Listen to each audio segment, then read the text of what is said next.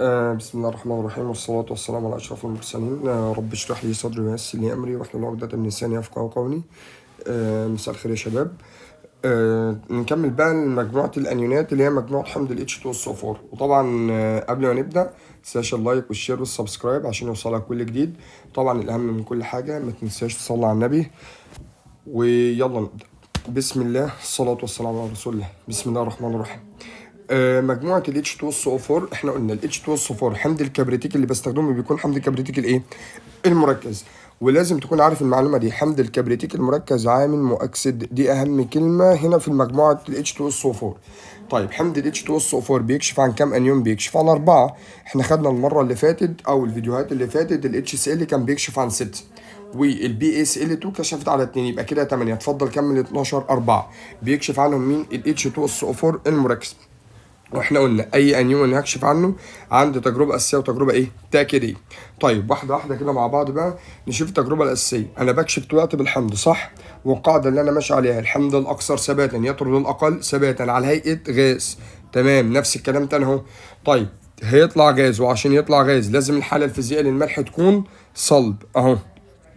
لازم حالتك الفيزيائيه تكون صلب. طيب التجربه التاكيديه بطلع ايه؟ بطلع راسب، وعشان اطلع راسب لازم حالتك الفيزيائيه تكون محلول، لازم المتفاعلات محاليل. دي حاجات متفقين عليها من الفيديوهات اللي فاتت. طيب واحده واحده كده ونشوف بقى المعادلات. اول حاجه احنا قلنا ال H2SO4 بتكشف عن 4 انيونات: كلوريد، بروميد، يوديد، نترات. وطبعا لو جه سالك وقال لك هو الفلوريد اقدر اكشف عنه بايه؟ هيبقى برضو ال H2SO4، لان ال H2SO4 بتكشف عن الهالوجينات كلور والبروم واليود، وكمان بتكشف عن الايه؟ الفلور. بس اللي عندك الكلوريد والبروميد والايه؟ واليوديد. فل جدا. طيب التجربه الاساسيه القاعده اللي انا ماشي عليها الملح الصلب زائد الحمض. الملح الصلب اهو NaCl، انا عندي الملح لازم يكون فيه Cl، الملح ده لازم يكون صلب. كلمه صلب هنا مش راصب، هنا صلب يعني لسه ما حطيتش عليه ميه وحطيت عليه الحمض. الاتنين دول يتفاعلوا مع بعض احلال مزدوج، هنا موجب وهنا سالب وهنا موجب وهنا سالب. فل جدا. ال Na موجب هتاخد ال SO4 هيطلع Na2SO4 ما يخصنيش في حاجه، والاتش هتاخد ال HCl فيطلع 2 HCl دوت غاز. غاز ال HCl غاز عديم اللون اهوت، يبقى الباشا دوت عديم اللون. ها في مشكله كده؟ وقلنا عشان على طول بدل ما اعمل المعادله قلت اطلع الغاز ازاي على طول؟ انا بكشف عن مين؟ عن السالب. هيروح ياخد في ال H2SO4 الموجب ولا السالب؟ الموجب، فالاتش هتاخد السي هيطلع HCl.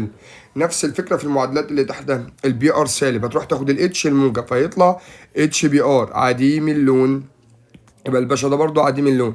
طيب برضو نفس الكلام الاتش هتاخد الاي السالب هيطلع اتش اي عديم اللون. تمام كده. سيبك من اللي تحت دلوقتي، اللي تحت دوت هناخد التجربه الاساسيه والتاكيديه بتاعتهم مره واحده، فسيبك منه دلوقتي، خلينا بس في الثلاثه دول. فيطلع هنا اتش سي ال اتش بي ار اتش اي، الثلاثه عديم الايه؟ عديم اللون. افتكر بقى الكلمتين اللي انا هقولهم دول، اي تفاعل من دول بيحصل في انبوبه، صح كده؟ صح جدا. طيب الانبوبه ديت انا بكشف بمين؟ قلنا بكشف بال H2SO4 اهوت. هاجي احط بس تحت كده ادي ال H2SO4، وهنا في شويه H2SO4 وهنا في شويه H2SO4. من الغاز اللي اتكون هنا اسمه غاز ال HCl سريع التطاير. الباشا ده بيكون سريع التطاير، مجرد ما بيتكون بيطلع كله. خلي بالك من الكلمه اللي انا بقولها، الغاز كله بيطلع، فيطلع كله HCl عديم اللون. طب هو بدل عديم اللون انا هشوفه ازاي؟ قال لك ما اقدرش اتعرف عليه غير لما اقرب ورقه مبلله بالنشادر NH3. يبقى انا بالنسبه لي كده ادي الغاز طالع عديم اللون.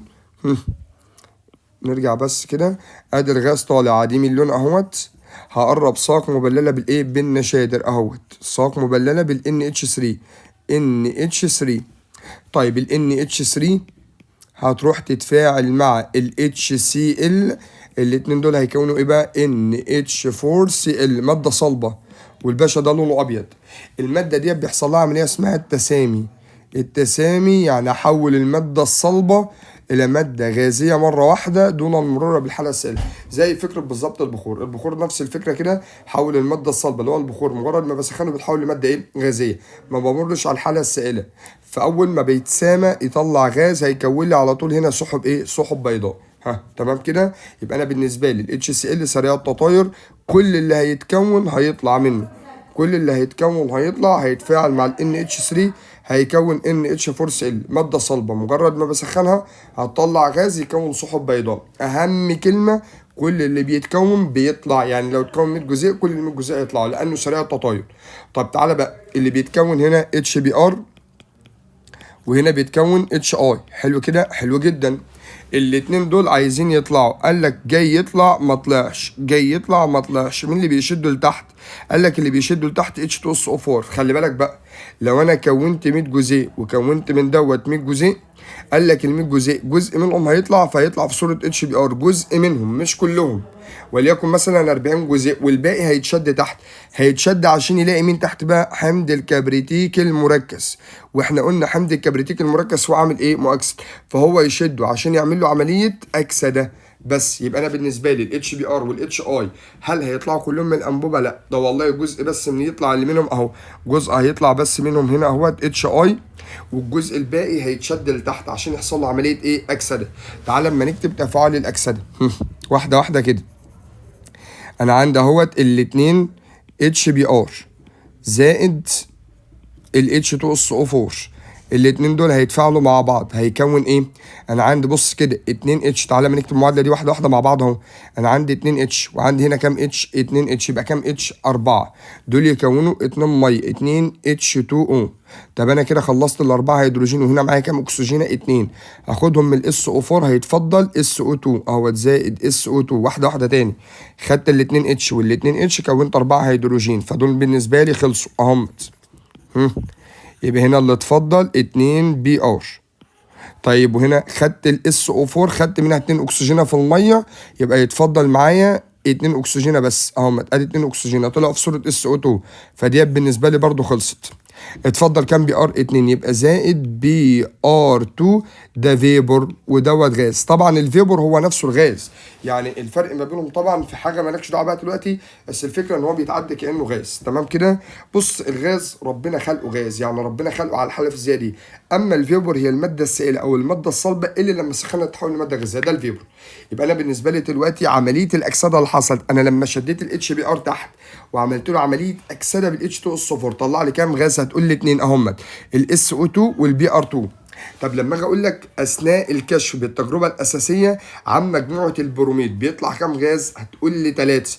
ركز بقى معايا كده وتعالى ما نشوف الثلاث غازات دول مع بعض. اول غاز فيهم الاتش بي ار، جزء من الاتش بي ار اللي اتكون طلع، يبقى اول غاز بالنسبه لي اهوت الاتش بي ار، ده اول غاز اتكون. طيب مين تاني غاز؟ قال لك تاني غاز اتكون الاس او 2. طب مين تالت غاز؟ تالت غاز البي ار 2 فيبر، ده اسمه ابخره البروم. البروم برتقالي، ابخره البروم لونها ايه؟ لونها برتقالي. يبقى هنا بيطلع عندي 3 غازات، فدوت اهم سؤال هنا، يقول لك اثناء الكشف عن مجموعه البروميد بيتكون كام غاز؟ هيتكون 3 غازات قدامك. ها تمام كده؟ تمام، مفيش مشكله في دول. طيب تعال نكمل. نفس اللي حصل في البروميد هيحصل في اليوديد، برضو جزء من الاتش اي هيطلع وفي جزء هيتشد، يبقى الاثنين اتش اي زائد الاتش 2 اس او 4. تعال لما نعمل المعادله ما بينهم زي ما عملناها فوق بالظبط. عندي كام اتش؟ 2، وعندي كام اتش؟ 2. هيكون كام ميه؟ هيكون 2 ميه، 2 اتش 2 او زائد تعال بقى لما نشيل الهيدروجين اللي احنا حطيناه دوت، ما يهمنيش الهيدروجين في حاجه، ما يهمنيش الهيدروجين، اتفضل 2 يوب بس اهم.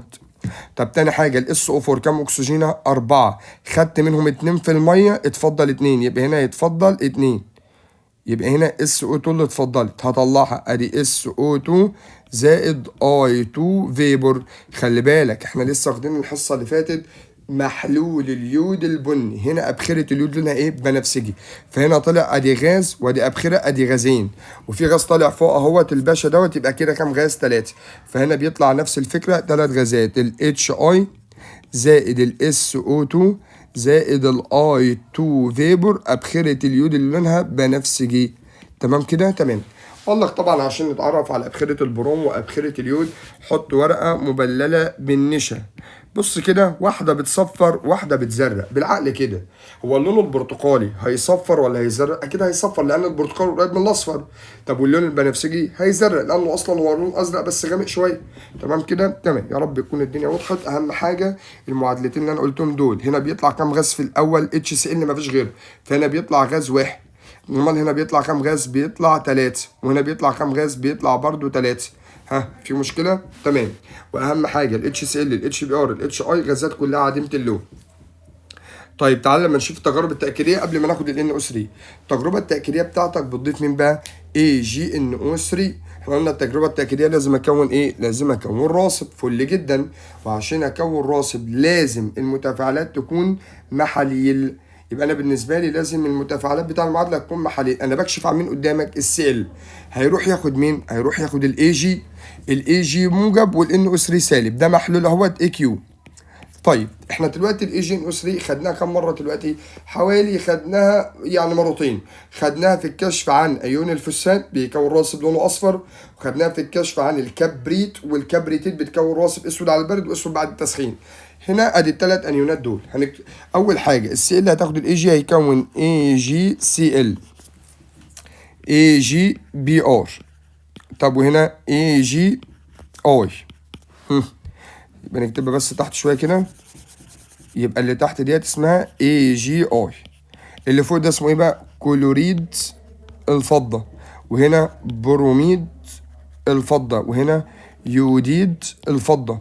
لونه ايه؟ قال لك لونه ابيض، وبيتحول للون الابيض البنفسجي او البنفسجي لما يتعرض للشمس. المهم لونه ابيض، ودوت ابيض مصفر. طب ودوت اصفر. ما تنساش بقى ابيض مصفر اصفر. وانا نازل لتحت الوساخه بتزيد. يعني الوساخه بتزيد، معلش في اللفظ بس الوساخه بتزيد والله فعلا. كان ابيض بقى ابيض مصفر بقى اصفر. زيك بالظبط وانت خارج دلوقتي مثلا في يوم كده ولابس الحته اللي على الحبل، الحته الزفره، وخارج بقى بالطقم الابيض، واول ما انت ماشي كده رحت فطرت فول وطعميه، فهتلاقي القميص الابيض ده على الزيت، صح؟ ابيض مصفر، يجي عليه شويه تراب وشويه معرفش ايه ميه، وانت ماشي في الطريق هيتحول للون الايه؟ الاصفر. المهم يكون بقعه. طب سؤال بقى، وهو كان لونه ابيض مش كان لسه مغسول وكان نضيف وكان يعني بيبرق فل؟ طيب لما يتحول للون الاصفر مش كون بقعه؟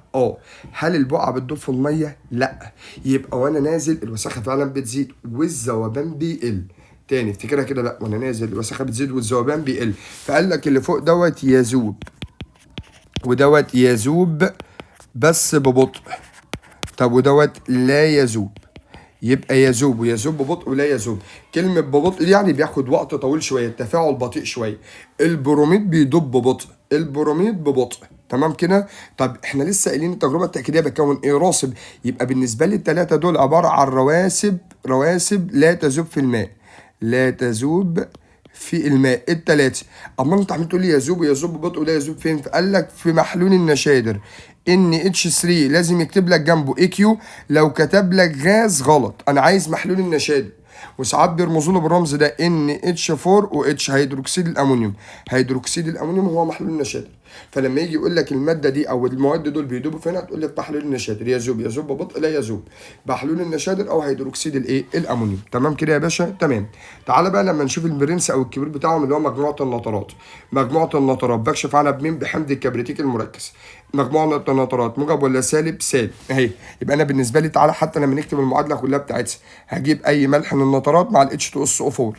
هنا موجب وهنا سالب، هنا موجب وهنا سالب. ال Na هتاخد ال SO4 يديني NaSO4 Na2SO4. والاتش هتاخد ال NO3 هيطلع HNO3 غاز. هو احنا خدنا في المره اللي فاتت HNO2 صح كده؟ ال HNO2 اللي خدناه المره اللي فاتت هل بيتفك بالواحد مول ولا بالثلاثه؟ بالثلاثه. وقلنا الكبير بيتفك بالكام؟ بالاربعه. يبقى ده لما يجي يتفك هيتفك بالاربع جزيئات. تعالى بقى لو تفتكر هناك، تعالى ما نكتب ده عشان نقارن ما بين المعادلتين. هناك كان بينفك بالثلاثه، 3 HNO3 او HNO2. تعالى بقى لما نفتكر كده، كان واحد من الثلاثه بيتاكسد ويكبر نفسه، فكان بيتحول ل HNO3 وحصل له كده عمليه اكسده، وسمينا الاكسده دي اكسده ذاتيه لان خدوا الاكسجين من نفس المركب. طيب زائد ميه H2O زائد 2NO، كان بيطلع الغاز ده صح كده؟ مش ده الصغير بيطلع ال NO اهو قصادهم الاثنين مع بعض. طب ده هو ده الكبير اصلا، هل هينفع يتاكسد؟ لا، فيتفك على طول. مش هو 4 هيدي 4 NO2 زائد 2 ميه زائد اكسجين O2 اهوت 4 2 1. 4 2 1 داخل 4 وخارج 4 2 1 داخل 4 وخارج 4 2 1. تمام كده. طيب انا بالنسبه لي ده الكبير طلع ال NO2 والصغير طلع ال NO، فالكبير بيطلع الكبير والصغير بيطلع الصغير. واحده واحده بس. NO3 الكبير عايشين في 3 اكسجين، ده الصغير عايشين في 2 اكسجين. طب ال NO2 فيه كام اكسجين؟ 2، وال NO فيها اكسجين واحد، فال NO2 هو الكبير وال NO هو الصغير. يبقى الكبير يديني الكبير اهو، الكبير بيطلع الكبير والصغير بيطلع الايه؟ الصغير. طبعا ده متكون في الانبوبه لون بني محمر، يعني انا عندي هنا اصلا لون بني محمر في الانبوبه نفسها، لكن هنا اللون البني المحمر مش هيتكون غير عند فوهه الايه؟ الانبوبه، عند الفوهه لما يحصل له عمليه اكسده. يعني لو قلت لك مثلا في التفاعلين دول العمليه اللي انا عملتها دي كان الاناء مغلق، هل هيتكون في التجربه الثانيه لون بني محمر؟ لا. طب في الاولى هيتكون نص، لان الماده دي اصلا من ضمن مكونات المعادله. تمام كده يا باشا؟ تمام. فهنا هيطلع غاز اسمه غاز NO2، غاز لونه بني محمر. يبقى انا بالنسبه لي دلوقتي عشان اخلص بقى التجربه الاساسيه بيطلع غاز. اول غاز بيطلع HCl عديم اللون، هيكون سحب بيضاء عمليه التسامي، وقلنا الغاز اللي هيتكون كله هيطلع لانه سريع التطاير. ال HBr وال HI جزء منهم هيطلع وجزء هيتاكسد. الجزء اللي هيطلع HBr عديم اللون وال HI عديم اللون، والجزء اللي هيأكسد هيطلع لي SO2 والBr2 في حاله البروميد، والSO2 والI2 في حاله اليوديد. يبقى فوق كان اللون ابيض سحب بيضاء، هنا ابخره البروم برتقاليه، ابخره اليود بنفسجيه، وهنا بني محمر ال NO2. يبقى ابيض برتقالي بنفسجي بني محمر، ابيض برتقالي بنفسجي بني محمر. الرواسب ابيض مصفر اصفر، يذوب ببطء لا يذوب. قلنا المساحه بتزيد وانا نازل، والذوبان بيقل. بيدوب فين؟ كلهم رواسب في الميه، بس بيدوبوا فين؟ بيدوبوا في محلول النشادر NH3AQ او هيدروكسيد الامونيوم. اهم تجربه من التجارب اللي احنا خدناها كلها لحد دلوقتي تجربه الحلقه البنيه. بكشف بقى عن مجموعه مين؟ ال NO3. ركزوا بقى معايا كده واحده واحده، وتعالى لما نكتب التجربه مع بعض كده.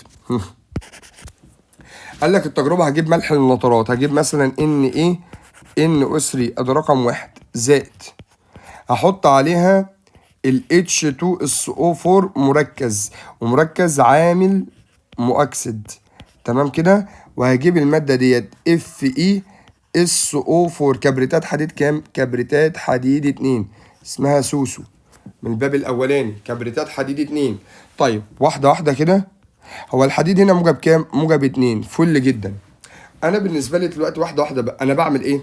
بجيب الماده اللي اسمها نترات الصوديوم، احطها على ال FeSO4. ده عباره عن املاح، الاملاح دي بخلطها مع بعضها كده واحطها في الانبوبه. حلو جدا. طب انا لما احطها في الانبوبه، تعالى ما تيجي لما نرسم احسن انبوبه ونقول الكلام ده. عندي انبوبه اهيت، احط فيها ملح ال NaNO3، واللي باللون الاحمر دوت ال FeSO4 اهو، خلطتهم الاتنين مع بعض مليين انبوبه، الاتنين مخلوطين على بعض. فاضل لي الحمض هضيفه. قال لك وانت بتضيف الحمض ضيفه برفق على الجدار، لازم تضيفه برفق على الجدار.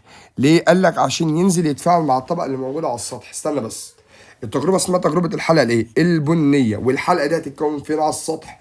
اي تفاعل بيخص الحلقه البنيه بيحصل على السطح، ودي اهم كلمه في التجربه.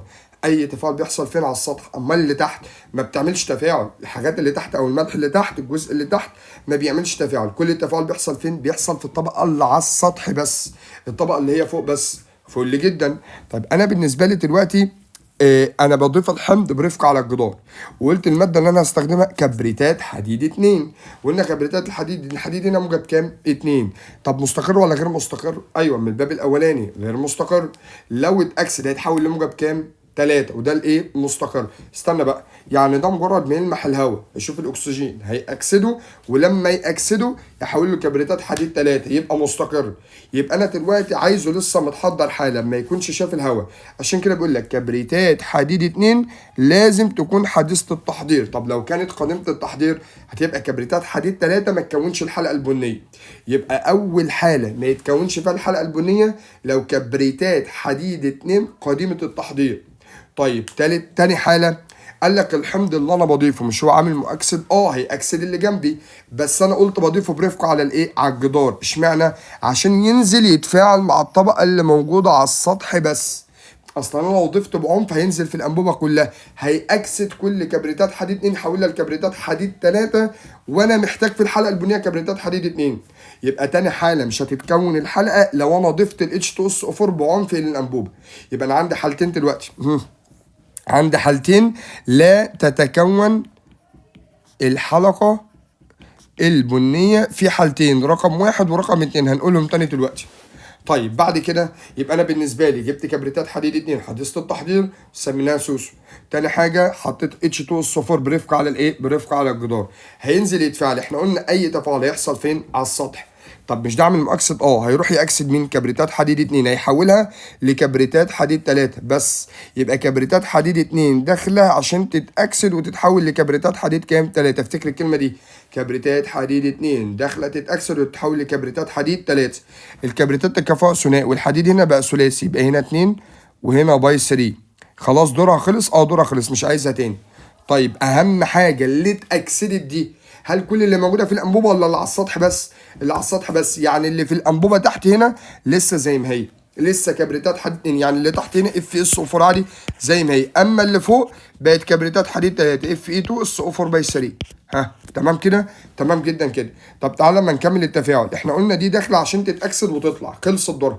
التفاعل هيحصل ما بين الاثنين، هنا موجب وهنا سالب اهو، موجب وسالب، موجب وسالب.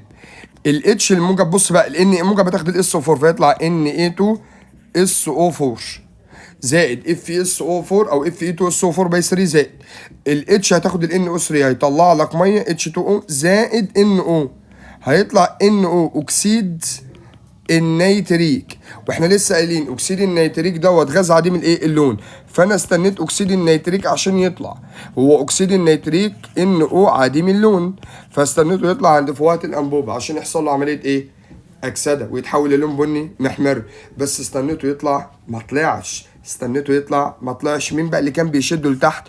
سوسو بتشد لتحت، اللي هي FeSO4 اللي هي كبريتات حديد 2 اللي موجوده تحت اللي ما اتاكسدتش. فقال لك ان Fe اهيت FeSO4 هتشد ال NO عشان تحوله ل FeSO4 دوت NO. ادي مركب الحلقه البنيه. يبقى انا بالنسبه لي مركب الحلقه البنيه كبريتات حديد 2 ولا 3؟ 2. يبقى تعالى بقى لما نقول الكلمتين اللي احنا قلناهم. لا تتكون الحلقه البنيه في حالتين، رقم 1 ال FeSO4 كانت قديمه التحضير، ال H2SO4 وانت بتضيفه بعنف مش برفق على الجدار. تمام كده؟ طيب انا كونت الحلقه البنيه، امتى تزول؟ قال لك تزول لما كبريتات حديد 2 تبقى كبريتات حديد 3، دي يبقى تزول الحلقه البنيه في حالتين برضو. رقم 1 الرج، لما انت ترج الانبوبه، ايه رايك وانت بترج؟ مش الحمض موجود فوق؟ احنا قلنا الحمض موجود على الطبقه اللي على السطح، هو مش ده عامل مؤكسد؟ لما ترج هينزل لتحت ولا مش هينزل؟ هينزل، هيأكسد كبريتات حديد الاثنين اللي موجوده تحت، بيحولها لكبريتات حديد كام؟ 3. تزول الحلقه البنيه. طيب رقم 2 يبقى بالرج. رقم 2 التسخين، مش وانت بتسخن التسخين ده عامل يقلب اصلا في الانبوبه كده، السائل اللي موجود في الانبوبه اللي تحت بيطلع فوق، اللي فوق بينزل لتحت، يبقى الحمض اللي فوق هينزل لتحت يأكسد لي كبريتات حديد 2 يحولها لكبريتات حديد 3. يبقى انت عندك حالتين لا تتكون الحلقه البنيه، وحالتين تزول الحلقه البنيه بعد ما تتكون. تمام كده؟ في سؤال برضو مهم بيجي على الحلقه البنيه، يقول لك ناتج التسخين الشديد للحلقه البنيه، ادي FeSO4 دوت NO. احنا قلنا لما سخنها ايه اللي هيحصل؟ هتزول الحلقه البنيه، الرابطه هتتكسر فيتكون FeSO4 زائد NO، يبقى ده اول غاز هيتكون اهو، غاز اكسيد النيتريك. بس هو قال لي التسخين الشديد، فالتسخين هيطول الماده دي كبريتات حديد 2 من الباب الاولاني، لما بتسخن بتديني اكسيد حديد 3 Fe2O3 زائد سوسو SO2 زائد SO3 بس. طب انا كده طلع كام غاز؟ ادي 1 ادي 2 ادي 3، طلع 3 غازات معاك يا باشا. فانا بالنسبه لي طالع 3 غازات، فلما يجي يقول لك ناتج التسخين الشديد للحلقه البنيه، ولازم يقول لي كلمه التسخين الشديد بيطلع كام غاز؟ 3 غازات. في مشكله كده؟ تمام. طيب لما نيجي نبص على الراسب دوت الاي جي اي، راسب لونه ايه؟ اصفر ولا يذوب. بص لي بقى كده. طب والراسب اللي احنا خدناه المره اللي فاتت Ag3PO4 راسب لونه اصفر. يبقى انا بالنسبه لي دلوقتي عندي راسبين، راسب اسمه AgI يوديد الفضه، وAg3PO4 فوسفات الفضه. الاتنين دول لونهم ايه؟ لونهم اصفر. طيب دوت لونه اصفر ودوت لونه اصفر، ايه الفرق ما بينهم الاتنين؟ الفرق ما بينهم الاتنين دوبهم في محلول النشادر NH3 AQ. احنا قلنا اي حاجه دخلها مع الفوسفات، الفوسفات هتدوب، الحاجه التانيه مش هتدوب. يبقى الفوسفات بتدوب في محلول النشادر، اما اليوديد لا يذوب في محلول النشادر. احنا لسه قايلين الكلام ده فوق اهو. اليوديد يوديد الفضه، اليوديد لا يذوب في محلول النشادر. تمام كده يا باشا؟ تمام. رب تكون كل حاجه وضحت. يبقى انا بالنسبه لي اللي بيدوب في محلول النشادر NH3 ثلاث حاجات: فوسفات الفضة، وعنده كلوريد الفضة، وبروميد الفضة بيدوب ببطء، واللي ما بيدوبش يوديد الفضة. تمام كده؟ تمام. كده خلصنا الانيونات. فاضل طبعا الريكورد بتاع الكاتيونات، وهنعمل حصة كده مجمعة على اهم الافكار اللي موجودة في الانيونات والكاتيونات الاتنين مع بعض. تمام. دعواتكم كده بالتيسير باذن الله. ربنا يوفقكم يا رب بكل خير. ما تنساش اللايك والشير والسبسكرايب. ما تنساش طبعا تصلي على النبي كتير. وانشر الفيديو عشان كل زمايلك يستفادوا. يلا، سلام عليكم.